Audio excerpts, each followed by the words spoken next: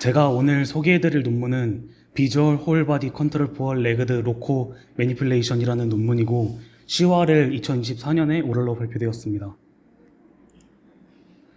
콘텐츠는 논문의 순서에 따르겠습니다. 1저자는 이 두 분으로 한 분은 이제 밍후안 류 씨이고 한 분은 지슈안 첸 씨인데 이 두 분 다 이제 로봇 쪽에서 활발하게 연구하는 것으로 지금 보이고 있습니다.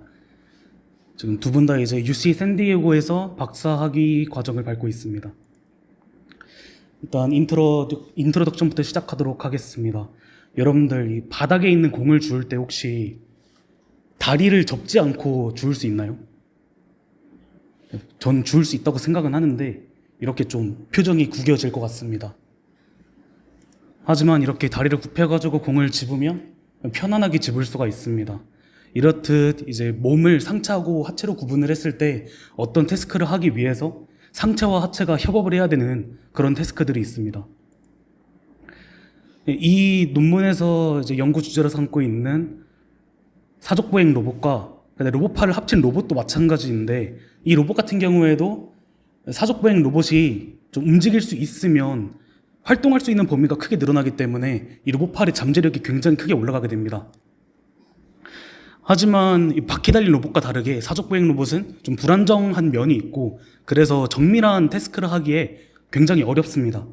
하지만 이 논문의 저자들은 VBC라는 모델을 제안을 해가지고 1인칭 비주얼과 그 다음에 1인칭 비주얼을 인풋으로 해서 사족보행 로봇과 로봇팔을 동시에 아주 정밀하게 컨트롤할 수 있다고 주장을 하고 있습니다.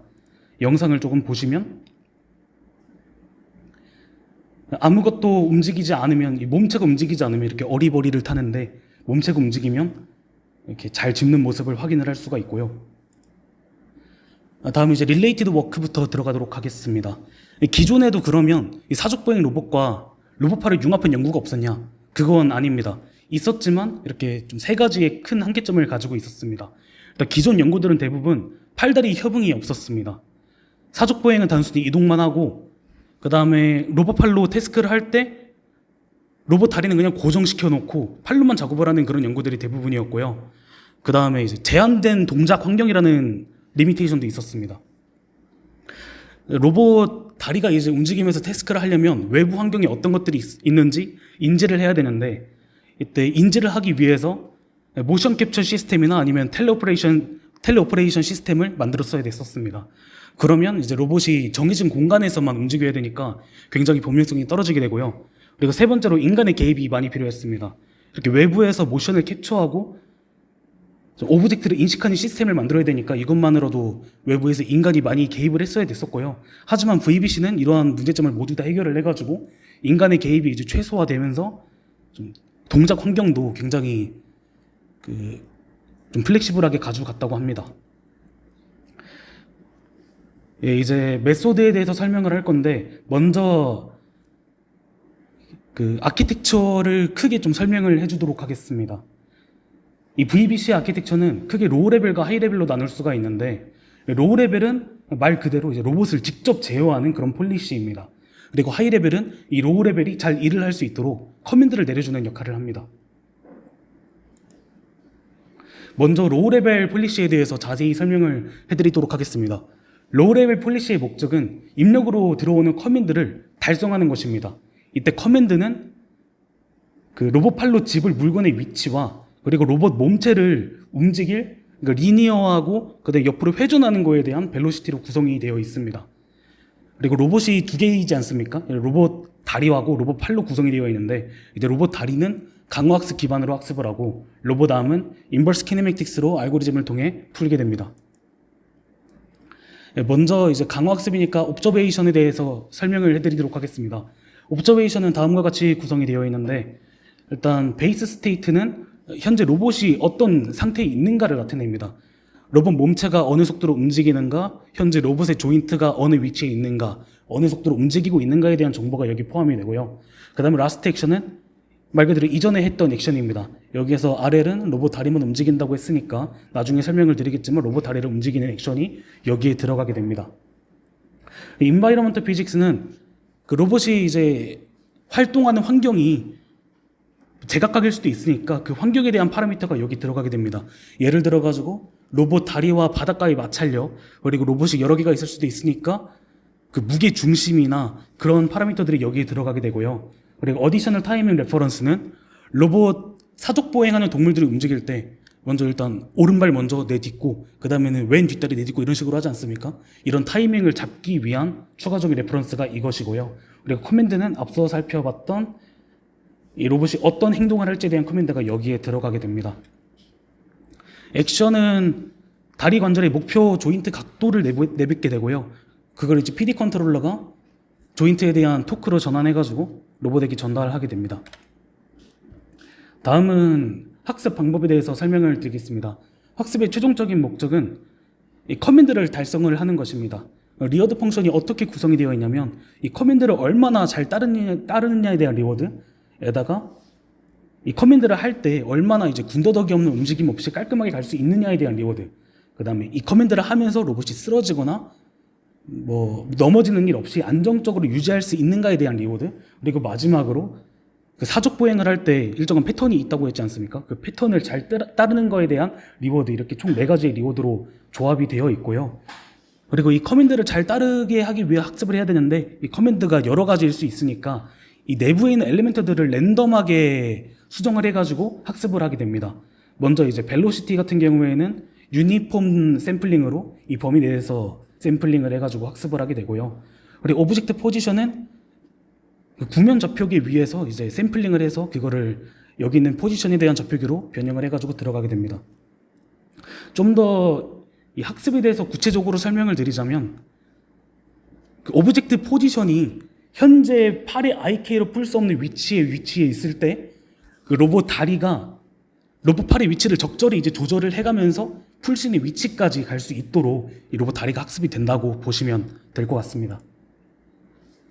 다음으로는 하이레벨 폴리시에 대해서 설명을 드리겠습니다. 하이레벨 폴리시는 일단 로우 레벨을 고정을 해놓고 그 로우 레벨의 입력으로 들어가는 이제 목표를 잡기 위한 적절한 코맨드를 생성을 하는 게 목표입니다. 나중에 실제 리얼에서 사용하는 거는 이제 밑에 나와 있는 비즈머트 스튜던트이지만 이걸 학습을 하기 위해서 새로운 모델을 하나 또 제시를 합니다. 이거는 프리빌리지드 티처라고 하는데 이 친구는 강화학습 기반으로 학습이 되고요. 물체의 위치 그리고 회전 모양 등을 시뮬레이터로부터 이제 GT를 받아서 학습을 하게 됩니다. 그리고 이 비즈머트 스튜던트는 이 프리빌리지드 티처를 대거를 이용해 가지고 디스틸레이션을 해서 학습을 하고요. 그 다음에 입력으로 GT가 아니라 그 뎁스 이미지를 받아가지고 작동을 하게 됩니다. 먼저 이제 프리빌리지드 티처의 옵저베이션 먼저 설명을 드리겠습니다. 여기서 옵저베이션은 약간 특이하게 그 물건의 위치뿐만 아니라 쉐입에 대한 정보도 들어갑니다. 쉐입에 대한 정보는 포인트넷 플러스 인코드를 프리즈 시킨 다음에 이거로부터 얻게 되고요. 이거를 통해서 물체의 형상을 이해하게 됩니다. 그리고 오브젝트 스테이트는 오브젝트 포지션 및 오리엔테이션인데 이거는 시뮬레이터로부터 직접 받는 GT이고요. 로봇의 스테이트는 현재 로봇 팔의 이제 각도 그리고 엔드 이펙트의 위치 등에 대한 정보가 들어가게 됩니다. 베이스 벨로시티는 현재 그 로봇 베이스가 어느 방향으로 움직이고 있는가 그거에 대한 정보이고요. 라스트 액션은 하이레벨 플래시가 마지막으로 뱉었던 하이레벨 커맨드를 의미하게 됩니다. 액션은 방금 전에 제가 그 로우 레벨에서 설명드렸던 커맨드와 일치한다고 보시면 될 것 같습니다. 유일하게 다른 점이 있으면 이제 그리퍼 포즈인데 이거는 그리퍼를 열고 닫는 그런 거에 대한 정보를 나타내게 되고요. 그리고 이 하이레벨 플래시는 결국에 현실에 적용이 돼야 되기 때문에 현실에서 일어날 수 있는 파라미터를 이제 랜더마이즈 해가지고 학습을 하게 됩니다.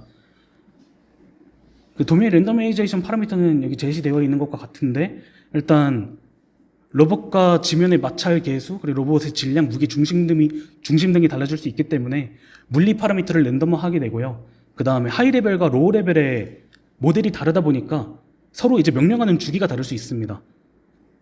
따라서 이제 그 주기에 대한 로버스트를 맞추기 위해서 하이, 로우 명령 주기를 랜덤화해가지고 학습을 하고 그 다음에 로봇 팔의 스티프니스나 댐핑 등이 경우에 따라 가지고 계속 달라질 수 있기 때문에 PD 컨트롤러의 개인도 랜덤화해가지고 학습을 합니다.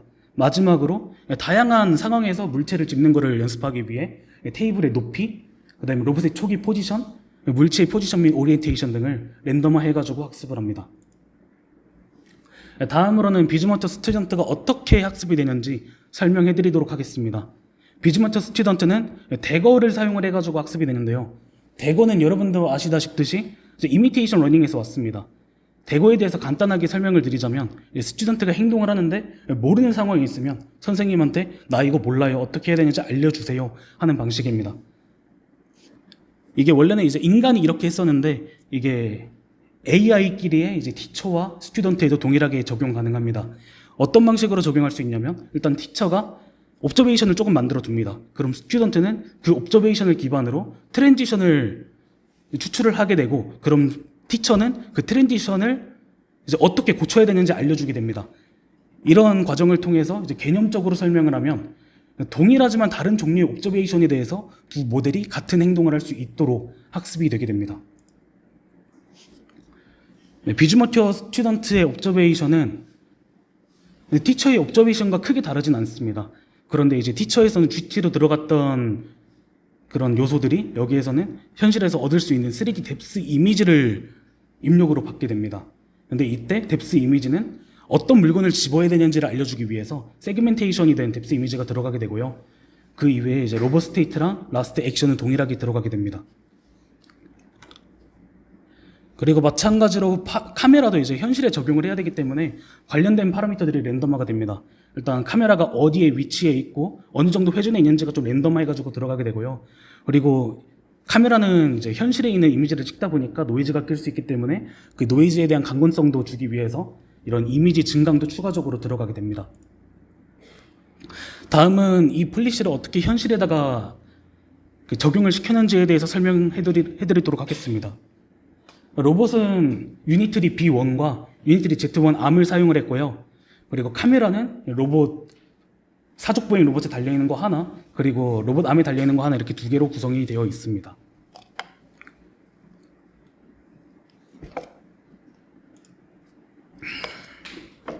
그리고 이제 3D 이미지에서 배경과 객체를 구분하기 위해서 트래킹 셈이라는 모델을 사용을 했고요. 그리고 뎁스 이미지에 노이즈가 끼어 있을 수도 있기 때문에 호일 필링으로 비어있는 공간을 채우고 그리고 너무 가까운 영역 클리핑으로 제거하는 등의 후처리를 거쳤습니다. 다음은 실험 환경에 대해서 설명해 드리도록 하겠습니다. 시뮬레이터는 아이작 짐을 사용을 해가지고 패럴렐 인바이러먼트로 학습을 진행을 했고요. 리얼월드에서 테스트할 때는 카메라가 이제 물체를 잘 담을 수 있는 거리인 0.5에서 1m 거리에서 시작을 해가지고 물체의 높이는 0m, 0.3m, 0.5m 이렇게 세 가지로 구성을 했다고 합니다.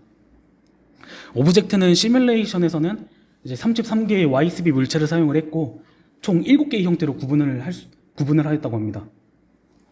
리얼월드에서는 이제 14개의 물체를 선정을 했는데 불규칙 형태 4개, 일반적인 사물 6개, 그리고 정형화된 물체 4개를 선정을 했고 대부분은 이제 시뮬레이션이랑 좀 다른 형태의 언신 오브젝트로 구성을 했다고 합니다. 다음은 이제 시뮬레이션 세팅에 대해서 설명해 드리도록 하겠습니다. 시뮬레이션에서는 이제 물체를 들어 올리면 성공, 물체가 테이블에서 떨어지거나 150 하이레벨 스텝 동안 잡지 못하면 실패하기로 했다고 하고요. 그 다음에 베이스라인은 이제 세팅을 두 가지로 나눴습니다. 그 프리빌리지드 데이터를 가지고 실험을 하는 세팅 하나 하고 프리빌리지드 데이터 없이 실험하는 세팅 이렇게 두 개로 나눴고요. 이때 프리빌리지드 데이터가 있는 세팅에서는 쉐이프 피처가 없는 VBC 모델 그리고 하체가 움직이지 않는 플로팅 베이스 모델 이렇게 두 가지를 베이스로 삼았다고 하고 비즈머처 스튜던트 태스크에서는 이제 방금 전에 보여드렸던 계층 구조가 없이 그냥 한 번에 아래로 학습한 모델 하나 그리고 하체가 움직이지 않는 모델 이렇게 두 개를 베이스로 삼았다고 합니다. 그렇게 해가지고 테스트를 했을 때 일단 플로팅 베이스보다는 전부 다 좋은 성능을 얻었고요. 그리고 프리빌리지드 티처 부분에서 좀 주목할 만한 부분이 쉐이프 없이 학습을 했을 때 쉐이프 이시 학습한 것보다 이제 간단한 물체에서는 더 높은 성공률을 보였다고 합니다. 하지만 물체의 쉐이프가 어느 정도 복잡한 이런 컵이나 볼 같은 태스크들에서는 확실히 피처가 있는 것들이 더 높은 성능을 보였고요. 그리고 이제 비즈머처 스튜던트 쪽에서는 계층 구조 없이 학습한 것들은 높은 난이도로 인해 가지고 학습이 전혀 되지 않았다고 합니다. 그런데 여기서 주목할 만한 부분이 이 티처에 비해서 스튜던트가 좀 성능이 많이 떨어지는 그런 물체들이 있는데, 여기서 롱박스를 보시면 굉장히 많이 떨어졌는데, 이제 저자들은 그 이유를 간단한 물체 같은 경우에는 뽑을 수 있는 피처가 많이 없기 때문에 이거를 잘 인식하지 못해서 성능이 떨어지지 않나 이렇게 분석을 했다고 합니다. 리얼월드 세팅은 이제 평면 기준 이제 1m 이상 들어올리면 성공으로 했고요. 물체를 떨어뜨리면 실패로 했다고 합니다. 그리고 물체를 잡지 못하더라도 최대 5번의 기회를 줘서 5번 모두 실패 시 실패하는 걸로 이제 설정을 했다고 하고요. 베이스라인은 이제 텔레 오퍼레이션 로우 레벨을 베이스라인으로 삼았는데, 어떻게 동작을 하냐? 사람이 물체 위치까지 로봇을 수동으로 이동을 시킨 다음에 물체를 잘 잡을 수 있도록 로봇 베이스 높이를 조절까지 해줬다고 합니다. 이 상태에서 IK를 사용을 해서 로봇 팔로 이제 로봇 물체를 잡는 딱 그것만 베이스라인으로 삼았고요. VBC는 사람이 초기에 세그멘테이션 해주는 것을 제외를 하고는 완전 자율로 구동을 했다고 합니다. 이렇게 했을 때 그 모든 태스크에서 그 베이스라인보다 더 높은 성능을 VBC 모델이 획득을 했고요. 여기서 주목할 만한 점이 이게 트라이 스텝인데, 트라이를 할 때마다 조금씩 이제 로봇 몸체를 옮기거나 아니면 팔을 자세를 수정하는 등의 그런 행위를 통해 가지고 그 리트라이 할 때마다 점점 성능률이 올라가는 모습을 보였다고 합니다. 리트라이 하는 동영상을 좀 보여드리자면,